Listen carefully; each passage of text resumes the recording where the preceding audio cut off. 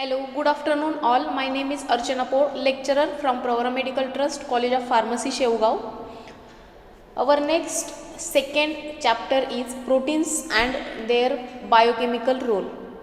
Okay, तर proteins हे काय आहेत आणि त्याचा बायोकेमिकल रोल काय आहे आपल्या बॉडीमध्ये, लिव्हिंग सिस्टीम्समध्ये, ते आपण आज स्टडी करणार आहोत. तर बेसिकली प्रोटीन्स काय असतात? Proteins are the naturally occurring polymers.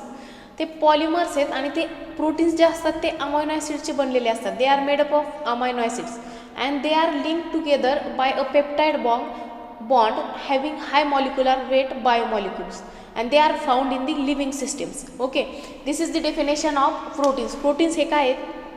Polymers आहेत आणि ते कुठे फाउंड होतात? लिव्हिंग सिस्टीममध्ये फाउंड होतात. आणि ते जे प्रोटीन्स असतात ते एकमेकांना लिंक असतात.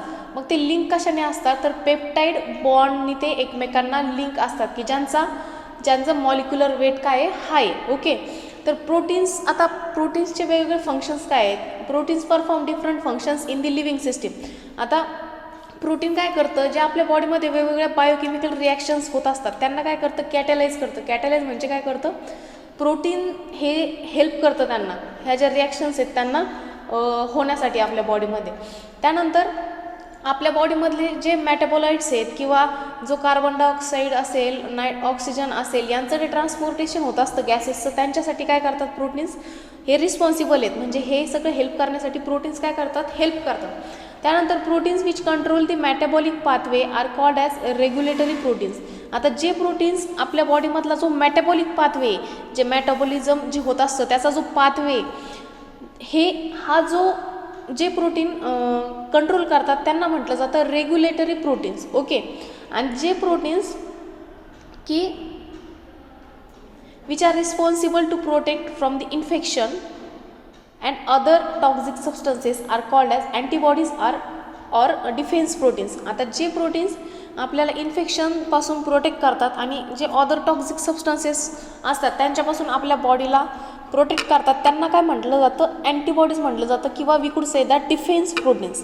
आणि the proteins which are required to give the strength to cells or tissues त्यांना म्हटलं जातं स्ट्रक्चरल प्रोटीन्स. ओके, म्हणजे जे प्रोटीन्स आपल्याला स्ट्रेंथ देतात, आपले जे सेल आहेत त्यांना स्ट्रेंथ देतात, जे आपल्या टिश्यूज आहेत त्यांना स्ट्रेंथ देतात, म्हणून त्यांना म्हटलं जातं की स्ट्रक्चरल प्रोटीन्स. आणि जे प्रोटीन्स आपलं मेकॅनिकल वर्क कॅरी करतात, की जसं तुम्ही ऐकलं असेल मसल बनवण्यासाठी प्रोटीन्सची गरज असते, की जे ऑल दी मेकॅनिकल वर्क आपण करतो, काम करतो, त्याच्यासाठी जे प्रोटीन्स हेल्प करतात त्यांना म्हटलं जातं muscle proteins. Okay, so it is observe that proteins perform several functions in the living system. आता हे सगळे आपण प्रोटीन्सचे फंक्शन बघितले. मग आपण काय म्हणू शकतो की प्रोटीन्स हे काय करतात की आपल्या बॉडीमधले वेगवेगळे जे फंक्शन्स आहेत ते परफॉर्म करण्यासाठी प्रोटीन्स हेल्प करतात. And to understand the working of this molecules their structural studies become essential. आता हे जे मॉलिक्युल्स आहेत ह्यांचं जे वर्किंग आहे हे स्टडी करण्यासाठी आपल्याला त्याचा स्ट्रक्चरल स्टडी, म्हणजे त्या प्रोटीनचं स्ट्रक्चर काय हे आपण स्टडी करतो. आता प्रोटीन्स जे असतात ना ते अमायनो ॲसिड्सचे बनलेले असतात. 20 अमायनो ॲसिड्सचे हे जे प्रोटीन्स आहेत ते बनलेले असतात. ओके, तर आपण काय बघितलं आता? We have just covered the functions in the living system. The proteins perform various functions in the living systems. In that we have seen the proteins which catalyse the biochemical reactions are called as enzymes. and the proteins which are responsible for transportation of metabolites or gases like carbon dioxide, oxygen are called as transport proteins. Then proteins which control metabolic pathways are called as regulatory proteins. For example, insulin, hormone receptor. Then the proteins which are responsible to protect from infection and other toxic substances are called antibodies or defense proteins. Then the proteins which are required to give strength to cells or tissues are called structural proteins. And the proteins which are required to carry out the mechanical work, they are called as muscle proteins. Okay, then next topic is amino acids. Okay, so I just told you proteins are made up of 20 alpha amino acids. Okay, 20 amino acids are found in proteins and they are called as standard amino acids. आता जे 20 amino acid protein मध्ये found होतात त्यांना म्हटलं जातं standard amino acids. And this amino acid contain the carboxyl group and the amino group. आता ह्या amino ॲसिडमध्ये दोन ग्रुप आहेत. एक आहे कार्बॉक्झिल ग्रुप जो की असतो COOH, त्याला म्हटलं जातं कार्बोक्सिल ग्रुप, आणि एक असतो amino group that is NH2. आणि हे जे दोन ग्रुप आहेत, एक minute, I will just show you the general structure. Okay, you can see here, this is the general structure of amino acids. Here COOH, this is the carboxyl group, and NH2, this is the amino group, and COOH, this is the carboxyl group. These are the two groups which are attached to the alpha carbon atom. Okay, hence they are called as standard amino acids or alpha amino acids. These are called as alpha amino acids. So we have just seen the general structure of amino acids.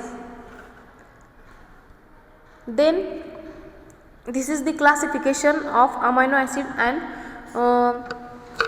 in that they have given the name, then the abbreviations and the R group. So as we have seen in the general structure, so this R group is this R group which is replaced, means this group is only replaced. So if the structure of glycine is there, means that R group is replaced with the H. Okay, this is the classification of amino acids. In that, first is the aliphatic amino acids. The example of aliphatic amino acids are glycine, alanine, valine, leucine and isoleucine. Okay, then next is the aromatic amino acids. The example of aromatic amino acids are phenylalanine, tyrosine, tryptophan. Next is acidic amino acid and their amides. In that, the examples are aspartic acid, glutamic acid, asparagine and glutamine. And the last three basic amino acids, sulfur containing amino acids and hydroxyl group containing amino acids. The basic amino acids, the examples are lysine, arginine, histidine, and sulfur containing amino acids are cysteine, methionine. And the last is the hydroxyl group containing amino acids, the examples are serine, threonine, and last one is the amino acids. Okay, so this is the classification and their examples. So this classification is very important for the examination. So you just have to make sure that you know this at least one example and one structure of each classification of each class. Okay, so the classification, as we have seen in first, aliphatic amino acids. Aliphatic amino acids, these are the amino acid which shows the presence of simple or branch aliphatic side chains in the R group. आता aliphatic amino acid मध्ये आपण बघितलं की जो R group असतो त्या जागेवर एक सिंपल किंवा ब्रँच ॲलिफॅटिक साईड चेन असते त्या R ग्रुपला, म्हणून त्यांना म्हटलं जातं aliphatic amino acids. Okay, then next is the aromatic amino acids. आता ॲरोमॅटिक अमायनो ॲसिड आहे, this class of amino acid contain aromatic ring structure. आता तो जो R ग्रुप आपण बघितला होता, okay, let me show you the general structure.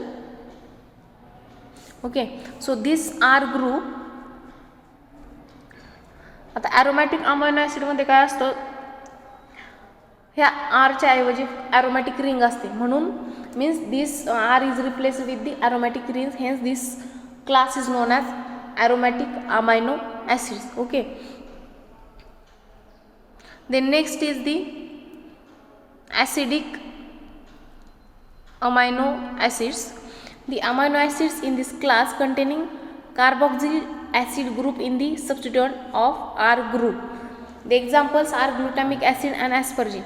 आता तो जो R ग्रुप असतो त्याच्या जागेवर काय असतं, एक कार्बोक्सिल ग्रुप असतो, म्हणून त्यांना म्हटलं जातं ॲसिडिक अमायनो ॲसिड्स. त्याचे जे एक्झाम्पल्स आहेत ते आहेत ग्लुटामिक ॲसिड आणि ॲस्पार्जिन.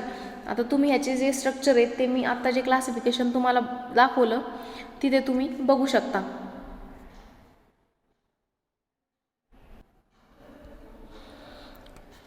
Then next class is basic amino acids.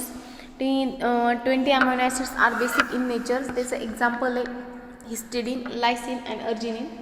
So these amino acids are basic in nature, so they are known as basic amino acids. The examples of basic amino acids are histidine, lysine and arginine. Then next is the sulfur containing amino acids. So this class of amino acid contains sulfur atom in the structure. Okay, this class of amino acid contain sulfur atom in the structure, hence they are known as sulfur containing amino acid. आता याच्या स्ट्रक्चरमध्ये sulphur group असतो, sulphur असतं, त्याच्यामुळे त्यांना म्हटलं जातं की सल्फर कंटेनिंग अमायनो ॲसिड्स. त्याचे जे एक्झाम्पल्स आहेत, ते examples of this classes are methionine and cysteine. The next is hydroxyl group containing amino acids. Hydroxyl group containing amino acid. This type of amino acid shows the presence of hydroxyl group in the structure. आता हे जे class आहे हा amino ॲसिडमध्ये hydroxyl group दाखवतो, त्याच्यामुळे त्यांना म्हटलं जातं की hydroxyl group containing amino acids, की जो OH हा जो ग्रुप आहे हायड्रॉक्सिल, OH हा ग्रुप त्याच्या स्ट्रक्चरमध्ये फाउंड होतो, म्हणून त्यांना म्हटलं जातं hydroxyl group containing amino acids. त्याचं एक्झाम्पल आहे सेरीन आणि threonine. And the last one is the imino acids. The imino acids contain imino group. आता जो अमायनो ग्रुप जनरल स्ट्रक्चरमध्ये असतो, एक कार्बोक्सिल ग्रुप असतो आणि एक अमायनो ग्रुप असतो. आता इम्युनो ॲसिड्समध्ये काय होतं, तो जो अमायनो ॲसिड आहे NH2, त्याच्या तो रिप्लेस होतो NH डबल बॉन्ड NHने, म्हणून त्यांना म्हटलं जातं की immuno acids. That is the alpha amino nitrogen is the part of ring structure. म्हणजे जो अल्फा अमायनो नायट्रोजन आहे, त्या जो रिंग स्ट्रक्चरचा जो पार्ट आहे, ठीक आहे, त्याचं एक्झाम्पल आहे proline. The next point from this chapter is essential and non-essential amino acids. Okay, so what are essential amino acids? The amino acids which cannot be synthesized in the body but are required for normal functioning of our body, they are called as essential amino acids. And non-essential amino acids, these are the amino acids which are synthesized in the body, are called as non-essential amino acids. आता essential आहेत म्हणजे काय, ते गरजेचे आहेत खूप. आता हे अमायनो ॲसिड असे असतात की जे आपल्या बॉडीमध्ये सिंथेसाइज होत नाहीत, पण आपण ते डाएट थ्रू घेतो. ते आपल्याला कशासाठी लागतात, ते बॉडी फंक्शनिंग, नॉर्मल बॉडी फंक्शनिंगसाठी हे जे अमायनो ॲसिड आहेत, हे इसेन्शियल अमायनो ॲसिड आपल्याला लागतात, पण ते आपल्या बॉडीमध्ये फॉर्म होत नाही, ते आपण डाएट थ्रू घेतो, त्यांनाच म्हटलं जातं इसेन्शियल अमायनो ॲसिड्स. आता नॉन इसेन्शियल अमायनो ॲसिड्स जे असतात, जे आपण डाएट थ्रू घेत नाहीत, ते काय आहे, ते amino acid which are synthesize in the body, they are called as non essential amino acid. म्हणजे हे काय आहेत, हे जे अमायनो ॲसिड्स आहेत हे आपल्या बॉडीमध्ये सिंथेसाइज होतात, म्हणजे त्यांना डाएट थ्रू घ्यायची गरज पडत नाही, म्हणून ते असतात non essential amino acids. Okay, these are the essential amino acids and non-essential amino acids. In essential amino acids, valine, leucine, isoleucine, phenylalanine, tryptophan, lysine, arginine, histidine, methionine and threonine. These are all essential amino acids. म्हणजेच काय की जे आपण diet through घेतो, जे आपल्या बॉडीमध्ये synthesise होत नाहीत, ते असतात इसेन्शियल अमायनो ॲसिड्स. आणि हे जो सेकंड जो कॉलम आहे ते आहेत नॉन इसेन्शियल अमायनो ॲसिड्स, म्हणजे ते आपल्या बॉडीमध्येच सिंथेसाइज होतात, ज्यांना डाएट थ्रू घ्यायची गरज पडत नाही. त्याच्यामध्ये ग्लायसिन आलं, alanine, tyrosine, aspartic acid, glutamic acid, asparagine, glutamine, cysteine, serine आणि proline. Okay, these are the non-essential amino acids. So today we have covered the main classification of amino acids. In that we have seen aliphatic amino acid, aromatic amino acid, acidic amino acid, basic amino acid, sulfur containing amino acids and hydroxyl group containing amino acids. This classification, as I told you, which is very important. And proteins, we have seen what are proteins. Proteins are the naturally occurring polymers and they are made up of amino acids and they are linked together by a peptide bond having high molecular weight biomolecules and they are found in the living system. मग proteins काय आहेत, proteins हे naturally occurring polymer आहेत की जे आपल्या proteins हे काय आहेत, नॅचरली ऑकरिंग पॉलिमर आहेत की जे अमायनो ॲसिड्सचे बनलेले असतात आणि ते एकमेकांना लिंक असतात with the help of peptide bond and which has a high molecular weight compound, की ते एकमेकांना हाय मॉलिक्युलर वेट असलेल्या पेप्टाइड बॉन्डने ते एकमेकांना लिंक असतात आणि ते ऑल लिव्हिंग सिस्टीममध्ये फाउंड होतात, ते असतात proteins. Okay, I hope you understand the classification and proteins. So thank you so much.